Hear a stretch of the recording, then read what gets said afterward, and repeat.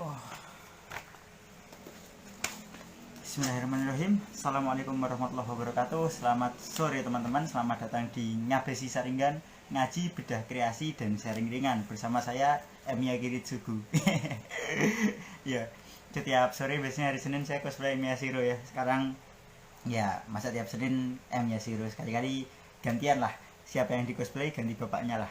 Ya, Emiya Giritsugu. Oke teman-teman, di sore hari ini kita akan ngobrol-ngobrol tentang anime yang baru aja tamat dan udah pasti dapat kabar kelanjutannya. Awal lagi nih, kalau misalnya bukan Demon Slayer, Kimetsu no Yaiba. Sebenarnya kalau misalkan kita artikan secara transliterasi, Kimetsu no Yaiba sama Demon Slayer itu beda artinya ya gak sih? Sama kayak anime Classroom of the Elite. Ya, ya, iya, kayaknya Classroom of the Elite beda antara arti bahasa Inggris sama itunya, sama bahasa Jepangnya. Demon Slayer itu juga beda. Kimetsu no Yaiba itu kan artinya bukan pemburu iblis, kayak Demon Slayer kan dia pemburu iblis ya. Ya, nah, sore ini saya cosplay jadi Emiya Kiritsugu, sama kayak studio yang ngebikin Kimetsu no Yaiba, sama-sama Ufotable yang udah kita kenal dengan grafisnya yang ciamik sekali. Sore ini insya Allah saya akan ditemani sama seperti biasa Ustadz Aziz Rahman dengan satu lagi teman dari Wakamono.club, Ustadz Ai, foundernya langsung. Saya akan coba panggil beliau-beliaunya. Iya.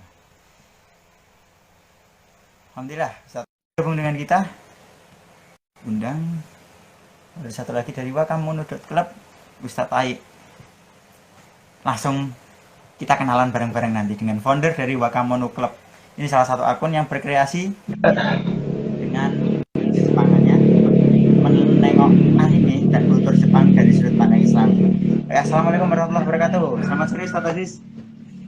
Waalaikumsalam warahmatullahi wabarakatuh. Wah, Alhamdulillah. ganti background nih, kalau saya ganti outfit. Ya pindah ini aja, tempat aja. Biasanya di depan rumah, ini di samping rumah. Sampai ke rumah. Nah, Ustadz.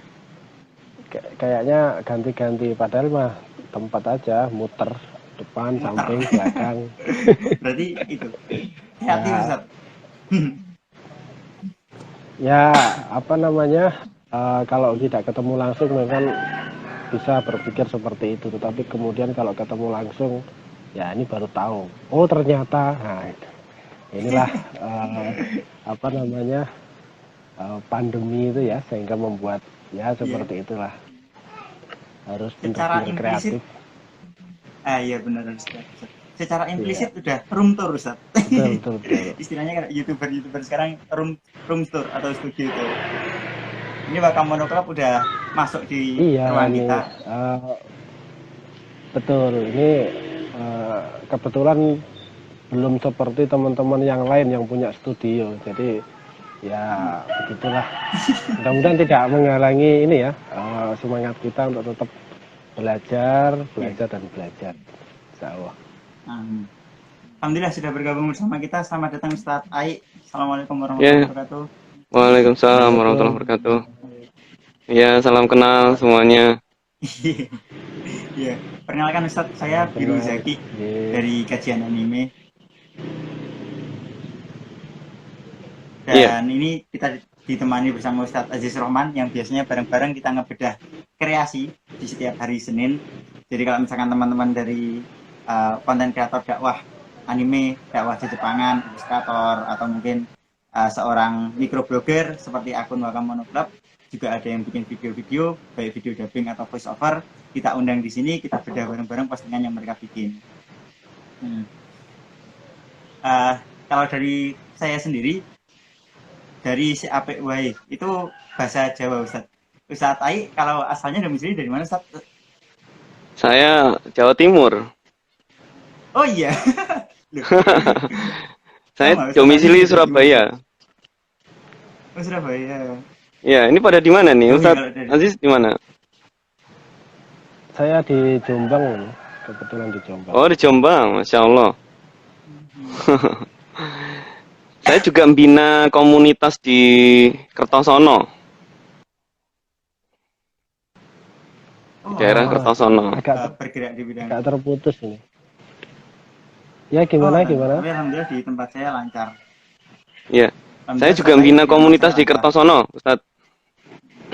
Oh iya, G. Eh, Hmm. mungkin kalau ke Kertosono bisa ini ya, kabar-kabar. Oh, anjir. Insya Allah, insya Allah. Ya, masih Jawa semua ternyata. Iya, Suku Jawa beberapa semua. kali kita apa namanya ngobrol kemarin sama orang-orang Sunda, tapi lebih sering ketemu sama orang-orang Jawa ya. Waktu itu mana? Kalau Jember, kemudian mana lagi? Masih Jawa ya, seputar Jawa. kalau Saya kira dihitung-hitung Ustadz Ai ini dari Sunda juga. Sunda. Saya enggak, saya Surabaya. Ya, saya lahirnya Madiun, tinggal Surabaya.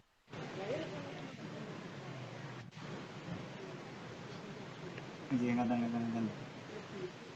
Baik, karena ini maaf teman-teman, sebelumnya saya konfirmasi lebih dulu. Insya Allah Ustadz Aziz nggak bisa menemani sampai di akhir acara nggih Ustadz, karena ada Nggih, agenda ya di itu punten kegiatan kampungnya. ada Mm-mm.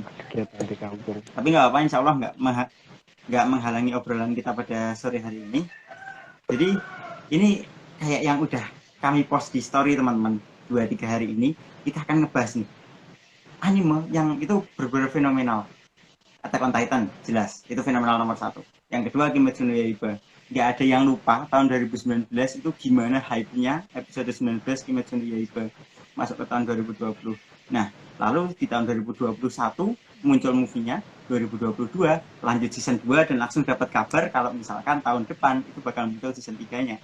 Yang di episode terakhir ini di season 2 itu ciamik banget dan Masya Allah, Alhamdulillah Ustadz Aik dan juga tim itu menemukan hikmah di balik pertarungan antara Gyutaro, si iblis yang kakak beradik itu, Gyutaro sama Daki, ngelawan si Tengen Uzui, pilar suara. Jadi, sebagaimana post yang udah dibahas oleh teman-teman dari Wakamono Club, ternyata ini teman-teman, di episode terakhir Kimetsu no Yaiba, ketika si Gyutaro sama Daki kalah, mereka kan saling menyalahkan satu sama lain. Padahal mereka saudara tuh, kakak beradik, sejak mereka masih hidup sebelum jadi iblis, sebelum jadi Oni lah istilahnya. Kalau misalkan kita merefer ke Kimetsu no Yaiba, sebelum jadi Oni, mereka itu selalu bekerja sama untuk mencapai tujuan mereka. Untuk pertama, karena mereka miskin, untuk dapat hidup yang lebih layak. Lalu juga setelah mereka dapat hidup yang lebih layak, mereka ingin menguasai distrik entertainment district. Kalau misalkan di Jogja, itu kita kenal banyak jadi candaan itu distrik Sarkem, Ustaz. Karena memang kemaksiatan berkumpul di sana dan memang senada dengan itu fungsi Sarkem yang kita kenal di keseharian. Nah, di sana setelah mereka kalah terpenggal lehernya, mereka yang sebenarnya unbeatable selama ratusan tahun, iblis bulan nomor 6 ya. Iblis bulan nomor 6 itu nggak pernah terkalahkan selama ratusan tahun, akhirnya bisa dikalahkan oleh pemuda umur 15 tahun. Mereka menyalahkan satu sama lain dan di sini tim Wakamono Corp menemukan bahwa ini adalah orang yang saling bekerja sama dalam kemungkaran. Di sana mereka saling menyalahkan satu sama lain hingga akhirnya berbaikan setelah dinasihati oleh si musuhnya sendiri, si Tanjiro. Ini yang kayak saya akan menuju ke Ustadz Aik teman-teman. Itu ide ceritanya dari gimana Ustadz? Mungkin teman-teman Wakamono Corp kok bisa menemukan hikmah tersebut dari mana? Bisa diceritakan sedikit. Ya, Bismillahirrahmanirrahim. Wassalatu wassalamu ala Rasulillah wa ala alihi washabbihi ajmain. Amma ba'd. Ya, jadi sebetulnya ini perlu kita tahu bahwa anime itu baik anime maupun manga itu adalah media yang dipakai untuk berkomunikasi ya, masyarakat Jepang ya, untuk menyampaikan apa yang mereka yakini selama ini. Dalam aspek media komunikasi, maka apa yang kita tonton di dalam anime maupun di dalam manga itu selalu mencerminkan keyakinan mereka. Gitu. Keyakinan suatu kaum, keyakinan suatu masyarakat, keyakinan suatu bangsa, itu pasti akan direpresentasikan dari apa yang mereka buat. Kalau mereka bikin film, pasti akan terlihat di situ. Kalau mereka bikin komik, mereka pasti kelihatan di situ. Kalau bikin anime pun begitu. Nah, ketika kita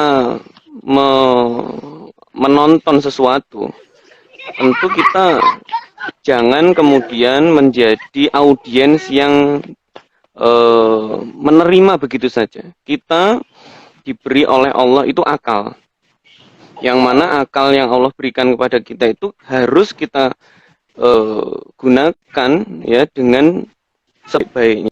Dengan cara bagaimana? Dengan cara selalu merenungi setiap apa yang kita lihat, setiap apa yang kita temui, ada di dalam diri kita pun di luar diri kita. Gitu. Nah, salah satunya ketika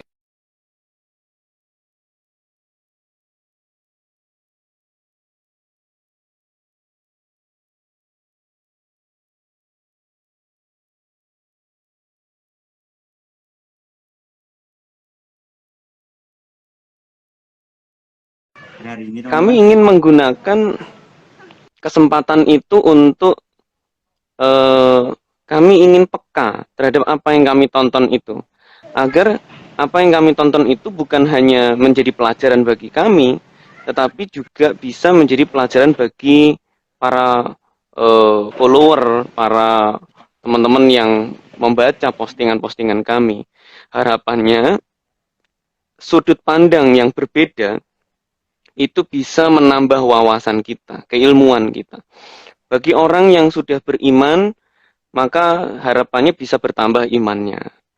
Kalau mereka yang belum beriman, kemudian mereka mempercayai gara-gara wasilahnya melalui anime atau melalui manga, itu alhamdulillah, itu bagus banget. Seandainya ada yang tidak setuju, tidak ada masalah bagi kami. Jadi kalau ada orang yang tidak setuju dengan cara pandang yang ada di secara Islami, maka tidak ada masalah. Karena di dalam Islam itu tidak ada paksaan, ya. La ikraha fiddin, tidak ada paksaan dalam beragama Islam. Nah, ketika kemarin nonton Kimetsu no Yaiba, memang ini adalah salah satu anime yang memang favorit ya kalau di kalangan teman-teman yang ada di Wakamono, memang begitu. Termasuk akhir-akhir ini memang saya lihat kualitas pembuatan storyboardnya, kualitas jalan ini ya, ketika dari manga kemudian jadi anime itu kan nggak sembarangan hanya ditransfer gitu aja. Ada proses yang memang lebih rumit ya di situ. Dan itu saya lihat di season ini itu luar biasa. Ya, luar biasa. Nah, akhirnya kami nonton itu kagum-kagum banget ya. Scene fightingnya itu luar biasa memang juga. Tapi yang lebih dari itu adalah ceritanya memang. Jadi waktu itu setiap orang itu biasanya akan melihat sesuatu itu pasti akan dikorelasikan dengan pengalaman pribadi. Ya, jadi ada orang itu kalau dia nonton sesuatu biasanya akan dikorelasikan dengan pengalaman pribadi. Aku juga pernah kayak gitu tuh. Aku juga pernah ngerasa kayak gitu. Aku juga pernah ngelihat yang seperti itu. Orang lain begitu, kemudian dia begini dan seterusnya. Ya, itu wajar. Nah, kenapa kok kami kemudian menemukan itu tadi, scene itu ya? Yang pertama ada pengalaman memang, yang mana saya dulu di masa remaja saya itu memang background saya dulu berada di komunitas punk. Saya di komunitas punk kalau di Surabaya itu sekitar sejak SMP kelas 2 ya sampai lulus kuliah. Kira-kira ada sekitar 12 sampai ya 12 tahunan lah, kurang lebih. 12 tahun. Sebelum saya berhijrah ya maksudnya. Nah, selama itu saya punya banyak sekali cerita ya, pengalaman. Yang mana pengalaman itu banyak di antara teman-teman itu kan terlibat kasus-kasus tertentu ya, kayak misalnya ada yang ketangkep narkoba, ada yang pernah tawuran, ada yang kemudian pernah ketangkep karena alkohol, ada yang misalnya sakit, kemudian ada yang meninggal dunia, dan itu pengalaman-pengalaman yang saya lihat di komunitas saya dulu. Dan rata-rata orang yang dulu ketika mereka bermaksiat bersama, misalnya beli narkoba bareng ya, itu mereka bersahabat, mereka saling bahu membahu, mereka saling tolong menolong, ya kemana-mana diantar, nanti make bareng, kemudian menikmati kemaksiatan bareng, itu terjadi. Tapi kalau sudah ketangkep polisi, ya kan ini baru di dunia loh ya, ini baru di dunia ini, belum di akhirat. Tapi kalau sudah ketangkep polisi, itu sudah menjadi masalah ketika masing-masing harus memberikan kesaksian. Pasti masing-masing itu saling menyalahkan, ya.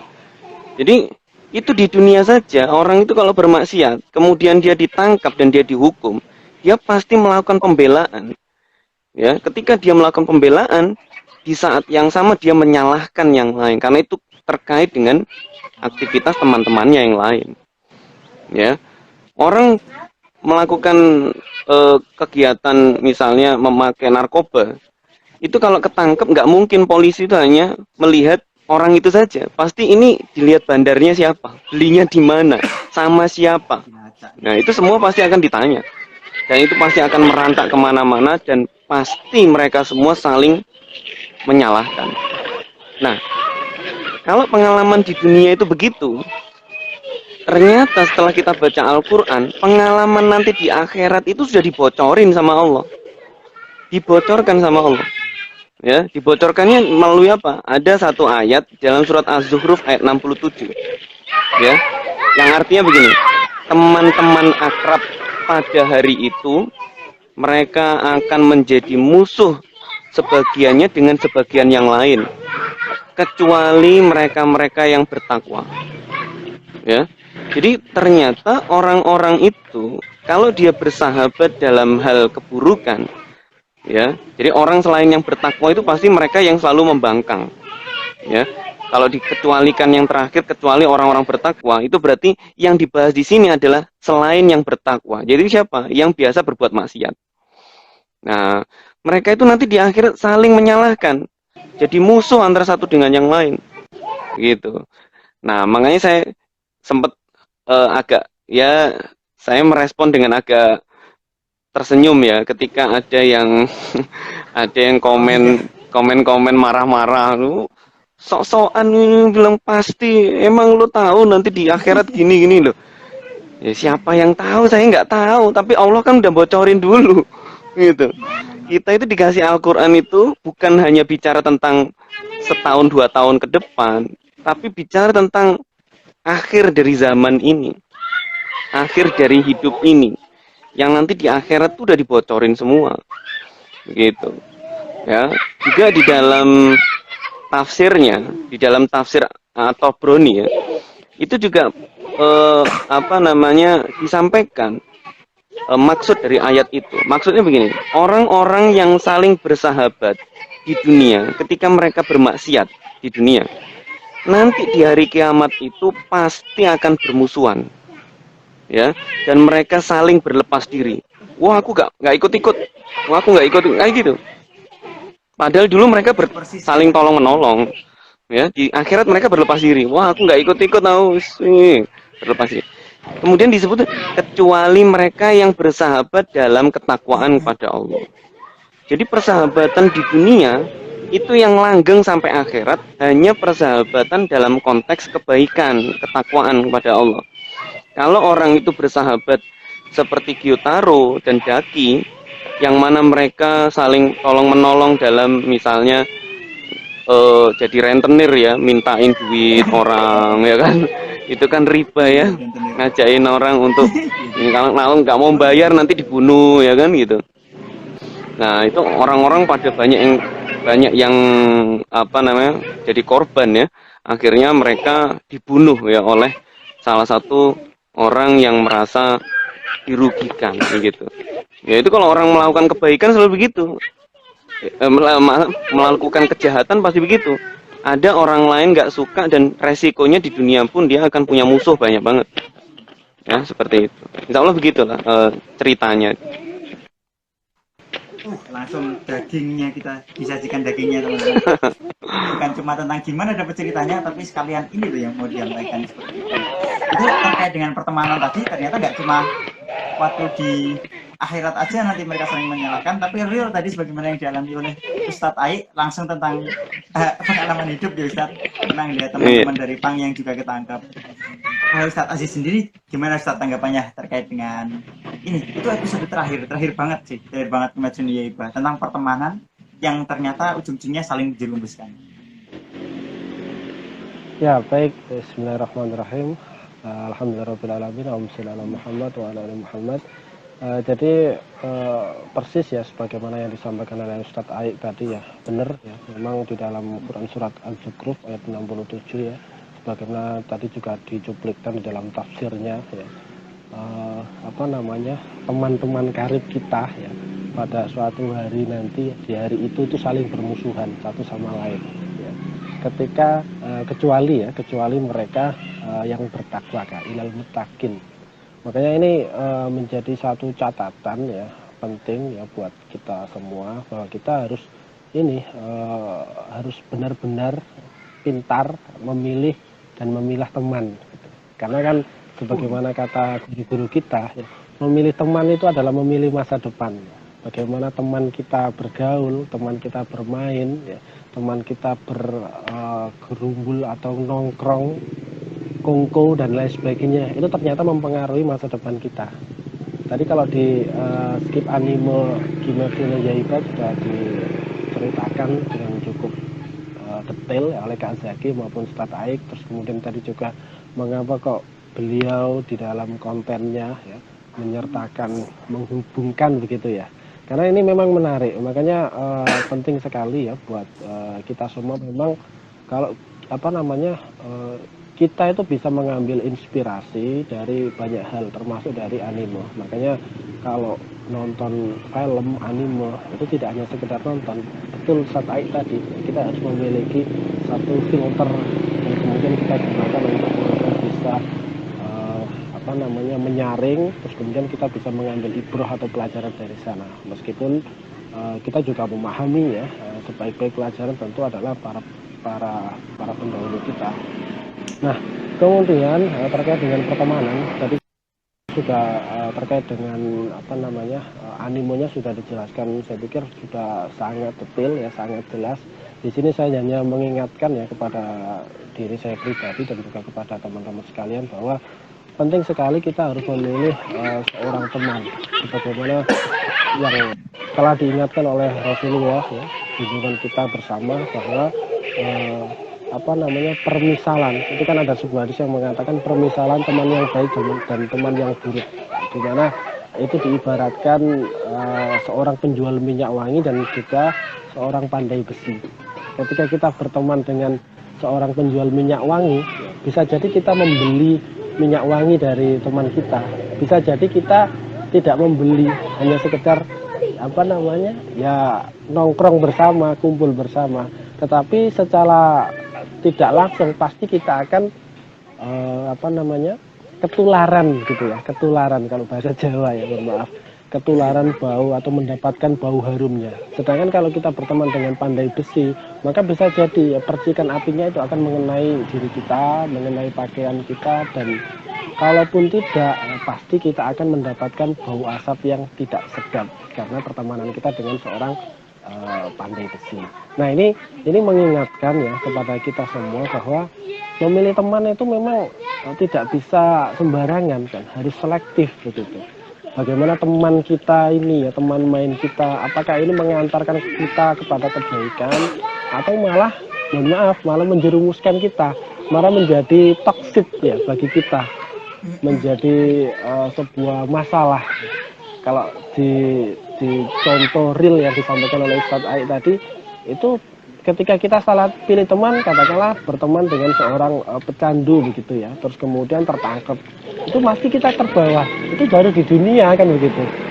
Nah, nanti di akhirat kan ya pasti akan ada pertanggungjawaban berikutnya. Jadi nanti kesalahannya bisa double gitu ya.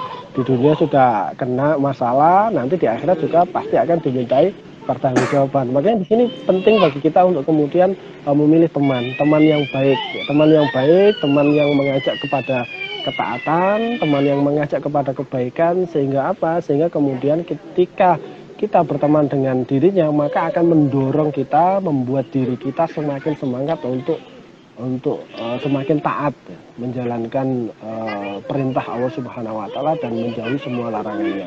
Persis sebagaimana yang disampaikan oleh Sayyidina Ali bin Abi Thalib ya, kalau nggak salah itu beliau pernah menyampaikan bahwa sebuah nasihat ya, bahwa temukanlah teman ya untuk dirimu sendiri dari antara saudara seagamamu ya, karena mereka adalah harta dunia ini dan juga dunia berikutnya. Maksudnya apa? Maksudnya teman ya, yang kemudian memiliki agama yang baik, ya, memiliki keimanan yang baik, itu pasti akan memberikan sebuah dampak ya, kebaikan bagi kita di dunia ini ya. Bahkan nanti kemudian di akhirat nanti. Dan sebagaimana Quran surat Az-Zukhruf tadi ya, ayat 67 itu kan poinnya adalah illal muttaqin kan, kecuali mereka yang bertakwa. Karena takwa inilah yang nantinya akan menolong kita ya kan. Karena ketika kita memiliki ketika kita bersahabat, memiliki teman, terus kemudian salah seorang teman kita itu masuk surga, itu kan di dalam tafsirnya Quran surat Az-Zukhruf tadi itu kan dikatakan teman kita itu akan mencari kita gitu. Disampaikan kepada Allah Subhanahu wa taala, mana istilahnya kalau bahasa mudah kita itu kan, mana teman saya ini? Saya bisa masuk surga sini ya karena kebaikan kita ngaji bersama, mungkin dakwah bersama, menyampaikan kebaikan bersama. Maka ini teman saya kan gitu. Kalau saya masuk surga, teman saya harus masuk surga kan begitu. Tapi pun sebaliknya, kalau teman kita itu, teman akrab kita itu ternyata adalah tidak dilandasi ya, karena takwa, tidak dilandasi karena keimanan, maka kemudian ketika masuk neraka itu nanti di akhirat malah dicari, malah saling melaknat kan begitu Ustaz ya, saling musuh-musuhan ya, di dalam surat Az-Zukhruf. Ini mengingatkan kita semua bahwa ya memilih teman itu adalah memilih masa depan. Kita bisa berteman dengan siapapun, kita boleh berteman dengan siapapun, tetapi tadi seperti yang disampaikan Ustadz Aik di awal ya, kita harus memiliki satu filter untuk kemudian kita bisa menyeleksi, memilih dan memilah teman, apakah teman kita ini teman yang bisa mengantarkan kita kepada kebaikan atau malah menjerumuskan kita kepada kemaksiatan. Kalaulah teman baik kita itu sedang, mohon maaf ya, tidak melaksanakan kebaikan, maka sebagai teman, orang yang kenal dirinya, maka kita harus menasihatinya, dinasihati, diajak kepada kebaikan. Inilah teman baik, dan dakwah kepada teman kita ini adalah wujud atau bentuk dari kasih sayang kita kepada teman kita, sehingga kita bisa taat bersama, ya ngaji bersama, mengkaji Islam bersama, terus kemudian bisa beribadah bersama-sama. Ya, kalau bersama dengan teman itu kan enak ya, semakin kuat. Ibaratnya itu kalau ingin melakukan sebuah aktivitas amal soleh, terus kemudian ada yang, kalau bahasa Jawa itu ada yang gojologi gitu ya, ada yang membuli dan lain sebagainya. Itu kalau kita ada temannya kan enak.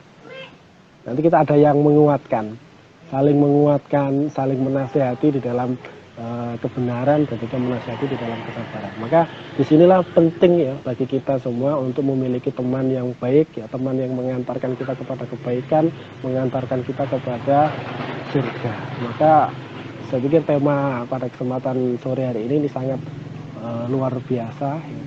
Sehingga kemudian kita harus selektif ya memilih teman, karena memilih teman adalah memilih masa depan.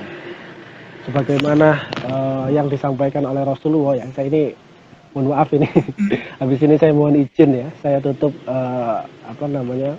obrolan saya pada sore hari ini dengan satu nasihat ya dari Rasulullah, bahwasanya Rasulullah SAW itu mengingatkan kepada kita semua di dalam hadis yang diriwayatkan oleh Imam At-Tirmidzi ya, beliau bersabda, orang itu mengikuti agama temannya, orang itu mengikuti agama teman dekatnya. Karena itu perhatikanlah dengan siapa ia berteman, perhatikanlah dengan siapa ia berteman dekat. Maka teman-teman sekalian ya, kalau kita ingin agama kita itu baik ya, maka mulai dari sekarang ya, tolong selektif ya, memilih teman yang baik ya, memilih teman yang bisa menambah semangat kita di dalam taat kepada Allah Subhanahu wa taala. Karena sebelum semuanya terlambat ya.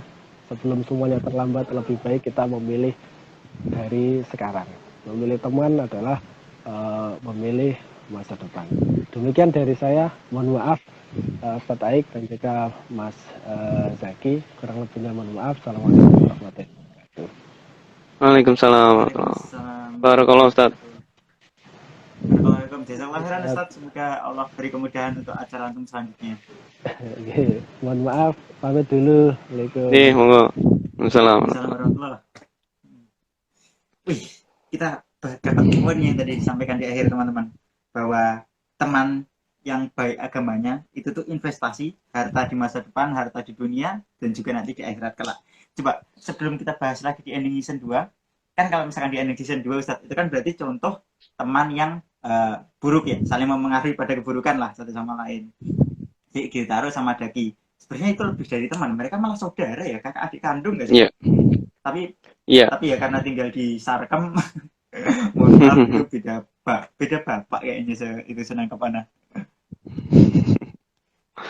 mereka berdua.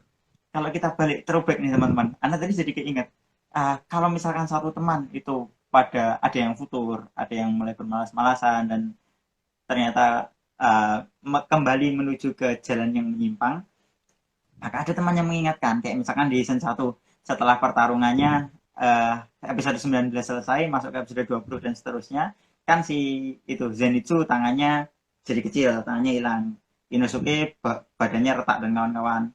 Itu mereka udah mulai menyerah latihan, mereka nggak suka sama metode latihannya si Kocho Shinobu di rumah kupu-kupu ya, rumah kupu-kupu atau rumah Atsari. Itu mereka bukan diingatkan, mereka melihat Tanjiro sebagaimana dia sangat kekeh, sangat gigih, tetap latihan meskipun badannya itu masih sakit-sakitan, berusaha supaya bisa kembali lagi untuk bekerja, kembali lagi untuk bisa aktif memburu iblis, memburu Oni. Akhirnya mereka termotivasi buat, ya elah masa Tanjiro doang nih yang gini, nanti Tanjiro jadi tambah kuat, kita jadi tambah buncit mungkin. Kalau jadi kaum kan yang paling kelihatan perut buncitnya, apalagi aduh masih muda tapi berasa waktu udah kayak pensiunan. Banyak banget kalau misalkan kasus yang mageran kan orang-orang seperti itu. Terus gantian waktu si Tanjiro nangis setelah si Rengoku Juru mati di arc movie-nya Mugen Train, itu kan si Inosuke orang pertama yang, kamu ngapain menangis sih kayak gini sih, Kyojo itu nggak bakal bisa hidup lagi kalau misalkan kamu cuma nangis, ayo latihan, mau latihan gimana pun, ya pokoknya latihan aja. Sampai anak nggak nyangka waktu itu, ternyata mereka time skipnya tuh sampai 4 bulan antara si arc Mugen Train sampai ke season 2 yang si ini tadi arc Entertainment District. Itu 4 bulan, itu waktu yang nggak main-main. Kita kalau misalkan bercermin di kehidupan keseharian, dalam 1 bulan Ramadan ada yang seharusnya kita jor-joran, apalagi tinggal sebulan lagi insya Allah kita bakal masuk ke bulan Ramadan, itu di akhir Ramadan udah banyak yang futur. Udah banyak yang sholat tarawihnya nggak sampai akhir, udahlah nanti males witir di rumah aja gitu, udahlah nggak usah dengerin ceramah dan kawan-kawan. Itu salah satu bentuk mungkin teman yang kurang butuh teman untuk saling menyemangati di posisi seperti itu teman-teman. Jadi ingat lagi, kita perlu teman duduk yang baik, karena teman tadi sebagaimana disampaikan oleh Ustaz Aziz, itu harta untuk dunia dan juga harta untuk masa depan di akhirat kelak. Asik. Terus saya balik lagi ke antum tadi Ustaz Aik, terkait dengan ini, mengkorelasikan dengan pengalaman pribadi. Ini kan salah satu cara kita mengambil hikmah dari suatu cerita. Bahkan sebenarnya nggak cuma mengambil hikmah, tapi kita mau ngelanjutin nonton anime tersebut. Itu kalau menurut saya sama beberapa orang di obrolan tongkrongan anime, kalau misalkan saya nggak suka sama karakternya, ya saya berhenti nonton. Misalkan ya ada orang-orang yang ngedrop anime ini karena aku nggak suka sama main karakternya, terlalu naif, makanya aku suka orang yang overpower kan, seperti itu. Ada juga orang-orang yang saking sukanya sama relate sama suatu karakter di anime, mengatakan ini karakter yang gue banget. Itu yang untuk tahun depan karakter gue banget itu dapat season 2 ya teman-teman, Classroom of the Elite, udah pada tahu kan pasti. Legend saya nggak tahu. Itu oh ya Ustaz, untuk komen yang di IG tadi barusan itu aku nggak nyangka antum langsung yang jawab Ustaz. Ya itu saya langsung yang jawab. Wih, turun tangan. Iya. Ya, anu lah, apa namanya? Karena kalau ya biasanya memang kalau ada hal-hal yang memang harus diluruskan ya secara secara pemahaman, itu biasanya teman-teman cenderungnya menyerahkan ke saya. Karena tidak semua orang itu bisa menjawab dengan ya nggak pakai emosi terlalu berlebihan. Jadi santai. Itu cenderungnya Ah. cenderungnya saya yang dimajuin. Kalau teman-teman masih muda-muda nanti ini bisa emosi gitu kalau kalau ada yang kayak gitu-gitu. Hmm. Ya padahal dakwah ini kan memang harus cenderungnya lebih harus halus ya pada mereka. Mereka itu saya yakin karena tidak tahu. Ya karena mereka tidak tahu, karena mereka belum paham ya sehingga kita memang harus smooth ya ngomongnya harus pelan-pelan kayak gitu. Nah, nah, nah. Wah, kamu nu rame ya, Ustaz? Ada berapa orang personilnya kalau Anda boleh tahu? Bertiga kita. Cuman bertiga aja. Termasuk Ustaz. Iya, Termasuk Ustaz. termasuk saya. Heeh. Oke, jadi gimana? Memang nggak gampang ya mencari tim ya karena yang pertama keahliannya memang harus bisa mengambil hikmah dari apa yang mereka Hmm. tonton itu yang pertama. Yang kedua, mereka harus bisa mengungkapkannya dalam bentuk tulisan, dalam bentuk Oh, tulisan yang berurutan ya. Dan itu nggak gampang. baik. Ada yang ketemu tapi nggak mampu menyampaikan dengan tulisan itu ada juga teman-teman tuh. Makanya Wakamono yang berhasil dirilis itu dibandingkan yang ditulis teman-teman tuh banyak yang nggak terilis karena Oh ya? belum memenuhi syarat untuk dirilis. Jadi Wah. banyak itu tulisan-tulisan yang mangkrak tidak dirilis karena memang kurang ini ya bobotnya itu kurang enak gitu. Gitu. Sebenarnya Banyak kita mau proses merambah ke editingnya tuh, Ustaz. sebenarnya kita mau merambah bukan hanya di anime saja, kita mau merambah ke Japanese culture ya, artinya keseluruhan, bukan hanya anime, manga, kita juga mau merambah ke eh, misalnya dorama, kita juga mau merambah ke Ah, kebiasaan-kebiasaan kultural orang-orang Jepang. Menurut saya menarik sekali karena saya pernah saya saya beberapa kali ke Jepang ya. Saya kalau di total mungkin wih. 5 kali saya jalan-jalan Jepang ya. Saya pernah Sensei. tinggal di Jepang 1 tahun ya. Saya tinggal di Jepang Masya satu Allah. tahun waktu masih kecil ya. Hmm. Kemudian saya beberapa kali sejak tahun 2015 tuh sudah kira-kira 4 kali saya ke Jepang. Ya, Wih, keren. 2015, 2016, 2018 dan 2020 kemarin sebelum pandemi, persis awal-awal pandemi. Nah, ada yang menarik ya. Saya waktu ke Jepang itu kan banyak di antara kita itu melihat budaya di Jepang itu kemudian teman-teman itu cenderungnya kagum ya kagum wah Jepang luar biasa Jepang ini saya saya pernah ditanya oleh Ustadz Felix Xiao ya Ustadz Felix Xiao waktu itu tahun 2020 itu bersama saya ya waktu itu tur dakwah di 6 kota di Jepang ya salah Oh, satunya di iya, iya, iya. Tokyo kemudian di Yokohama kemudian di Nagoya kemudian di eh, Yang Osaka di sejarah Islam Kyoto Jepang ya itu ya, Ustaz? iya nah kemudian Itu. Wah. eh, kemudian pada saat itu saya ngobrol dengan beliau dengan Ustadz Felix. Gimana nih Tat kata beliau. Kita ini kalau di Jepang ngelihat kondisi Jepang yang maju kayak gini, apakah kemudian sebagai seorang muslim itu terkagum-kagum berlebihan? Saya bilang Oh. kita tidak harus begitu. Saya bilang kita kalau kagum dengan kebersihannya orang Jepang, terus kemudian kedisiplinan mereka, kemudian keteraturan mereka, kemudian tanggung jawab mereka, kemudian etos kerja mereka, maka sebetulnya kalau kita ingat-ingat lagi, itu semua sebenarnya diajarkan di dalam Islam. Jauh sebelum Jepang seperti Hmm. itu, ya kan? Seharusnya ketika kita melihat fenomena itu, harusnya kita itu malu sebagai seorang muslim. Ah. Karena kita ini dulu diajari dan bagian dari agama kita. Tapi kenapa yang menerapkan justru orang selain Islam gitu kan? Lucu, kita yang malu harusnya. Iya. Jadi jangan sekedar kagum, tetapi sambil mengaca. ya. Jangan cuma kagum doang, tapi malulah bahwa seharusnya yang menjadikan itu sebagai gaya hidup kita atau cara cara hidup kita, lifestyle kita itu adalah yang Muslim gitu. Mereka yang nggak kenal Allah saja begitu, harusnya kita yang kenal Allah lebih dari itu, harusnya gitu logikanya, begitu. Nah itu sikap kita, makanya ketika teman-teman komunitas Japanese culture itu banyak ya di Indonesia, saya pikir ini baik karena kita bisa melihat banyak sekali nilai-nilai Islam yang justru diterapkan di Jepang. Nah, itu seharusnya kita ambil pelajaran, ya. Jangan hanya kemudian mengagumi mereka secara mentahan, tapi kita juga harus mengoreksi diri kita. Sampai di mana kita, seharusnya kita melebihi mereka, gitu. Seperti itu. Wih, ini plot twist tadi Ustaz. Anak pribadi tadi berpikir kita nggak harus kagum dengan pencapaian yang diraih oleh orang-orang Jepang. Karena kan sebagaimana kita tahu, kalau misalkan anak sering nonton anime, banyak budaya-budaya Jepang yang agak aneh yang pernah disebutkan juga di komennya Wakamono Club tentang agama orang Jepang itu sebenarnya apa sih? Itu Iya, salah satu pertanyaan juga yang sering muncul di iya, kepala saya. Mereka hari Natal saling bertukar hadiah, tapi tahun baru mereka pergi ke kuil. Datang lagi Valentine, mereka tukar hadiah lagi. Belum lagi nanti ada White Day dan momen-momen yang lain lah biasa ada di anime iya, Slice of Life kan banyak tuh. Itu kan juga iya, menimbulkan pertanyaan ini kalau bahasa Indonesia kayak kok plin plan gitu mereka. iya, Masalah dengan betul. keyakinan yang ada di pikiran mereka.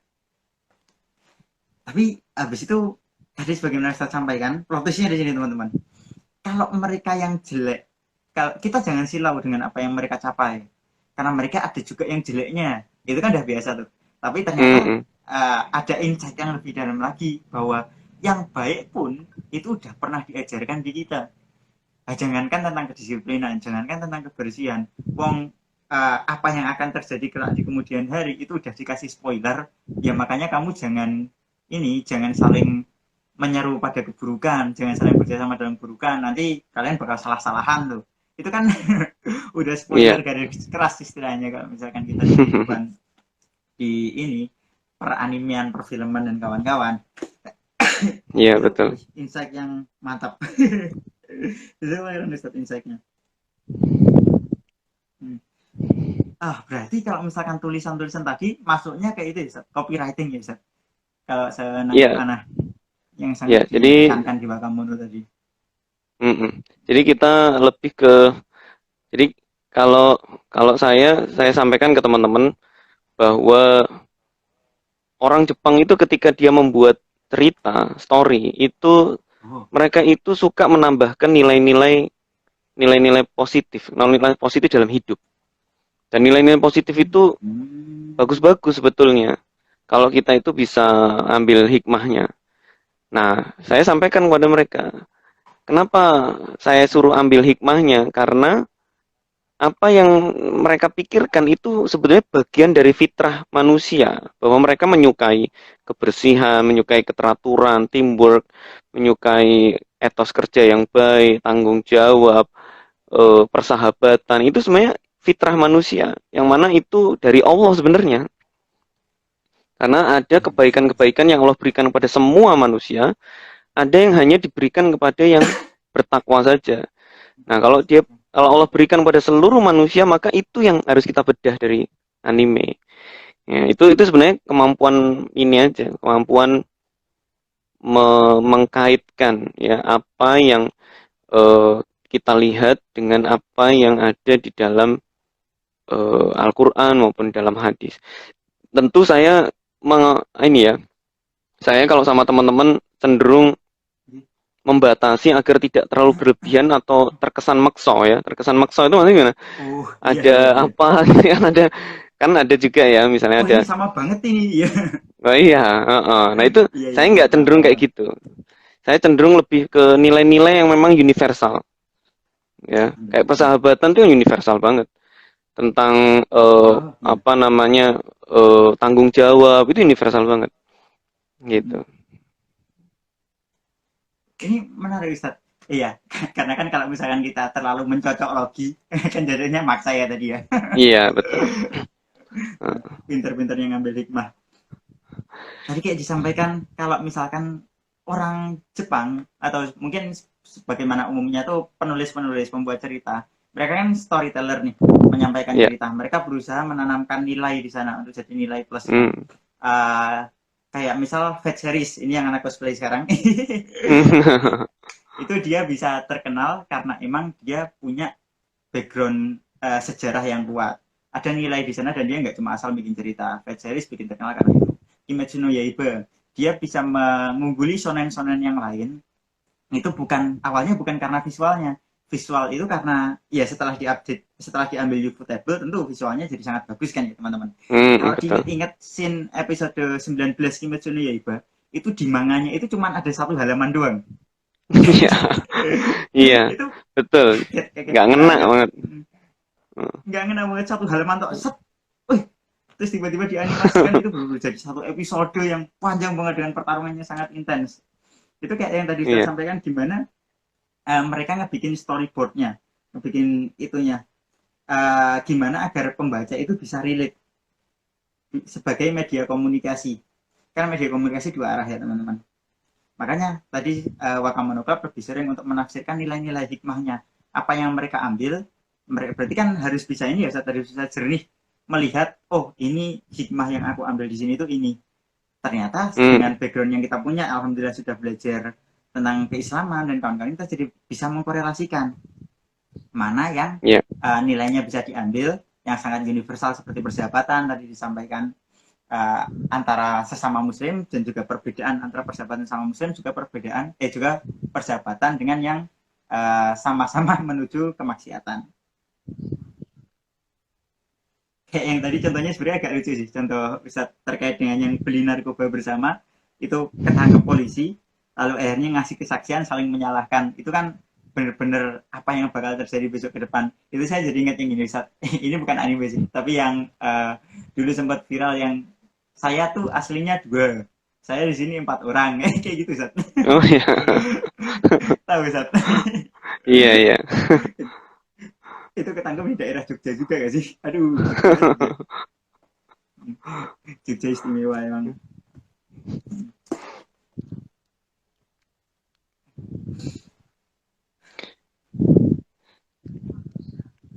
Terkait dengan silaunya budaya kita pada orang Jepang tadi, berarti itu ya Ustaz, setelah merasakan kehidupan di sana selama berkali-kali, jadi lebih bisa mengerti apa yang bisa diambil dan tidak. Memang kehidupan ini agak nyimpang sedikit Ustaz dari tema utama, kehidupan sebagai muslim di sana seperti apa Ustaz? Anak pribadi memang ada rencana buat itu studi lanjut sih, tapi enggak tahu juga. Iya. Rezekinya. Jadi kalau kehidupan muslim di sana ya, sejujurnya memang di Jepang itu sangat sedikit sekali orang asli Jepang yang masuk Islam. Hanya di Chiba saja yang saya temui seorang ulama, seorang ustadz yang memang dia orang asli Jepang, kemudian kuliah belajar agama syariat itu di Malaysia, kemudian menikah dengan orang Indonesia dan tinggal di Chiba.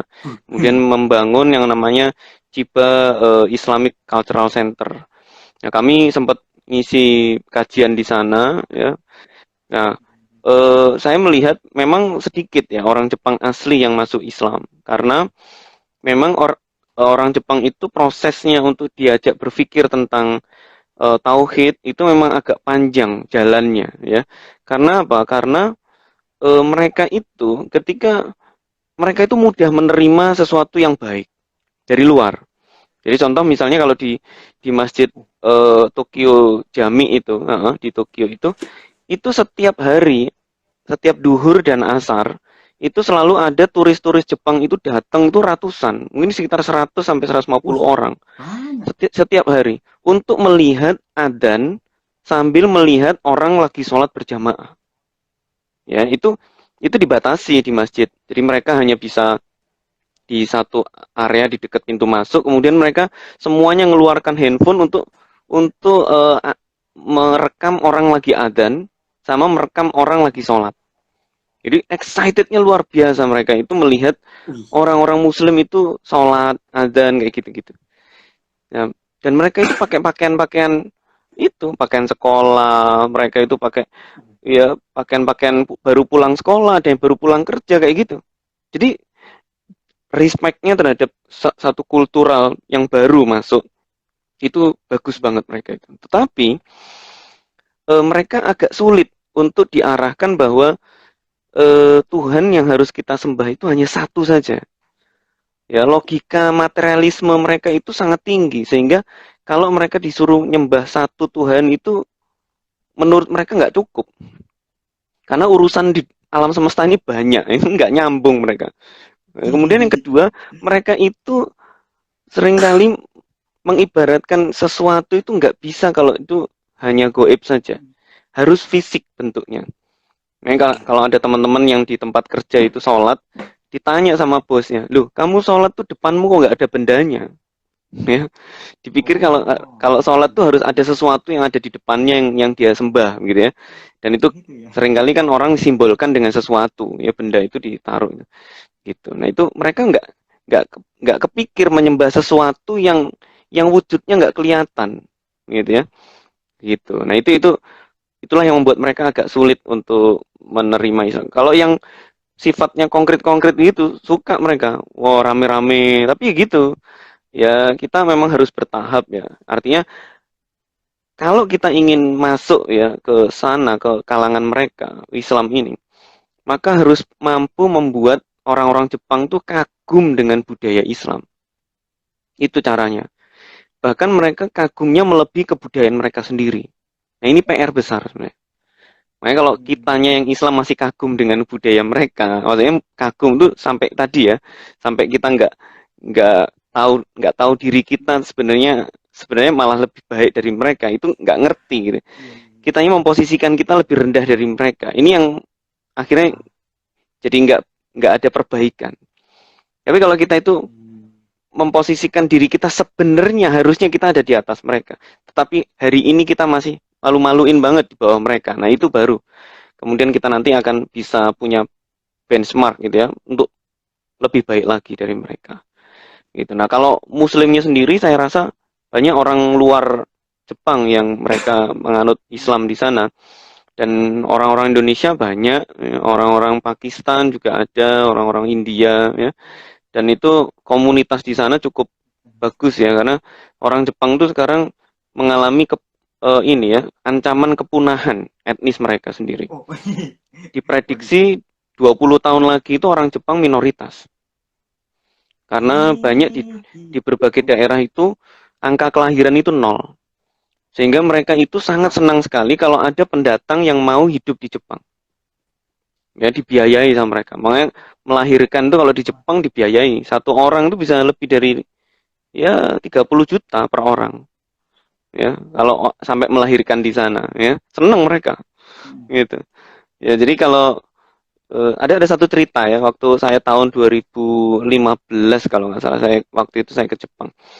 Saya melihat kadangkala kita itu kan bisa apa ya? Kadangkala kita tuh pengen bisa tinggal di sana sampai seterusnya lah begitu ya.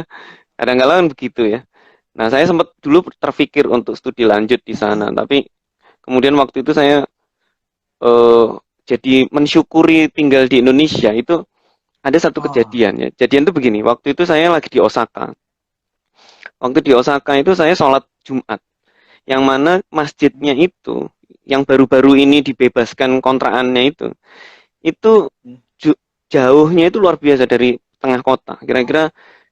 Kira-kira waktu itu ya setengah jam lah ya melalui kendaraan umum ya, jalan kemudian naik kendaraan umum turun jalan lagi.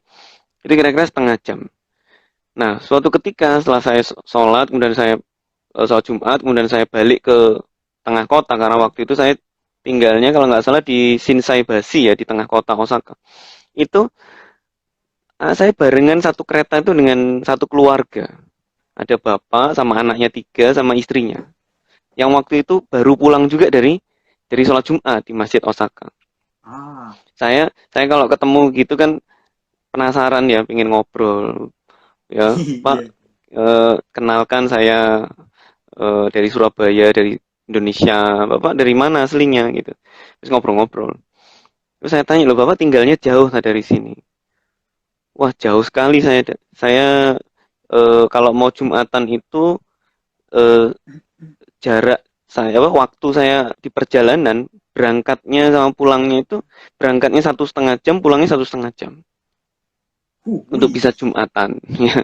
kejam. Dan itu apa namanya, karena dan saya harus ngajak anak-anak saya rutin begitu setiap Jumat karena mereka harus merasakan ke masjid, berinteraksi dengan komunitas muslim kayak gitu. Karena kami di rumah kami jauh dari masjid. Jadi kalau mau ngenalkan anak-anak ke masjid tuh sulit kalau di Jepang. Saya langsung dek gitu ya. Saya langsung ngerasa, waduh, waktu itu anak saya masih kecil-kecil. Saya ngerasa, waduh, kalau seandainya saya kuliah, misalnya S3 di Jepang, kemudian saya belum belum selesai ya mendidik anak saya dekat dengan masjid. Nanti kalau mereka lagi di Jepang gimana ya? Pengen deket ke masjid nggak bisa. Makanya saya langsung, ya Allah, berarti berarti ini pelajaran buat saya supaya jangan sampai ya kelolosan ya, mendidik anak untuk cinta masjid. Karena ketika mereka nanti kan kita ini punya boleh punya cita-cita untuk mensyiarkan Islam ini ke seluruh dunia di berbagai pelosok dimanapun, termasuk di Jepang bisa jadi, ya kan? Iya. Maka jangan sampai kemudian kita berada di sana dalam kondisi kita ini belum belum siap semuanya, mental Wah, kita, iman kita, ketakwaan kita, gitu ya. Sehingga nanti di sana malah terbawa arus, malah ruwet nanti. Kalau bisa malah kita di sana itu dalam kondisi kita mewarnai mereka, bukan terwarnai oleh mereka, begitu. wih, masya Allah. Itu teman-teman. Kita harus bersyukur jadi orang Indonesia nih ya. Dimana azan yang semoga dan alhamdulillah dan semoga hingga kedepannya hingga hari kiamat masih terus berkumandang di bumi kita tercinta, di tanah air kita, yang sangat gampang banget kedengeran mau di mana-mana. Bahkan pagi hari misalkan kita lupa ngidupin alarm, ya pasti ada azannya. Ada juga yang azannya 2 kali, untuk bangunin kita sholat malam dan juga sholat subuhnya. Nanti tambah lagi kalau misalkan waktu puasa Ramadan, tarawih di mana-mana. Jadi uh, itu mungkin hal-hal yang nggak bisa kita ketahui dari nonton anime doang. Perlu juga ngobrol-ngobrol seperti ini, nggak usah jajal lahiran ilmu barunya Iya, ini, pengalaman juga ini. Jadi betapa bersyukurnya iya. sebagai orang Indonesia tinggal di negara yang alhamdulillah banyak muslimnya, Islamnya juga membumi di mana-mana. Satu teman-teman, ingat kalau di Jepang itu nggak ada subtitlenya. Beda sama kehidupan anime yang kita nonton ya, gampang-gampang aja ada subtitlenya kan. Jadi kita tahu mereka ngomong apa, tapi sebaliknya orang Jepang kan juga itu ya Ustaz, terkenal sama Japanglish karena mereka nggak bisa bahasa Inggris, jadi bahasa Oh Inggrisnya agak aneh. iya, susah. Ya, susah dipahami bahasa Inggrisnya. Bis jadi basu, terus apa lagi ya, Iya. McDonald Eh, Maku Donarudo gitu. Iya, itu kan ada lagunya itu yang viral banget. Iya iya iya iya. Aku tahu lagunya. Iya. Japanglish, lupa itu lagu tahun berapa ya, 2015 kayaknya. Iya. Wah, Insya Allah. Ini kalau tadi nyinggung tentang orang Jepang yang terancam kepunahan, itu agak ngeri juga ya dibayangin.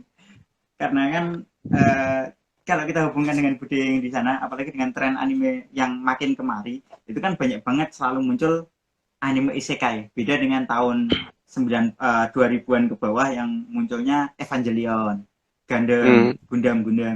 Itu kan Hmm. mereka memprediksi masa depan itu, oh bakal ada robot raksasa dan kawan-kawan.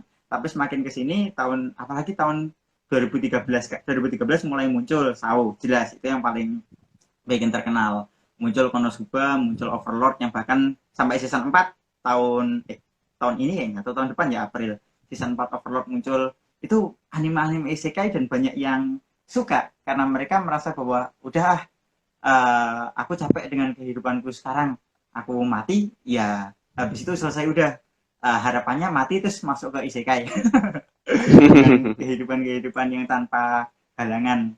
Itu mungkin juga jadi salah satu faktor itu juga ya Ustaz. Iya. Mereka Imajinasi mereka menilai, begitu, ya. Mereka iya kira mati imajinasi itu mereka. kemudian baik-baik saja gitu ya, enak-enak gitu ya. Iya ternyata emang ya perlu ada orang yang mendakwahi, asik. Mengajak orang-orang Jepang kayak tadi, dapat, mereka belum punya teman, yang menjadi investasi kehidupan akhirat mereka, asik. Lalu untuk terakhir mungkin Ustaz, tadi Ya. sebagian yang disampaikan oleh Ustaz, di awal banget bahwa storytelling dari orang-orang terutama ini di Kimetsu no Yaiba itu kan bagus banget, beda dengan anime-anime isekai kodian yang sekarang banyak muncul yang nggak membawa nilai-nilai positif di sana.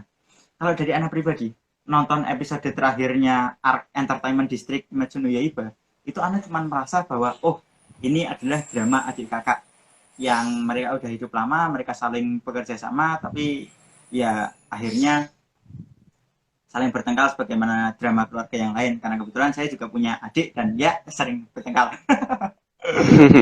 Tapi tetap insya Allah perbaikan. Semoga Allah mudahkan hati kami buat terus adik kakak yang rukun lah. Amin. Amin. Jadi hanya sebatas itu. Lalu gimana Ustaz, ada tipsnya enggak supaya bisa mengambil hikmah lebih jauh sebagaimana yang tadi Ustaz sampaikan?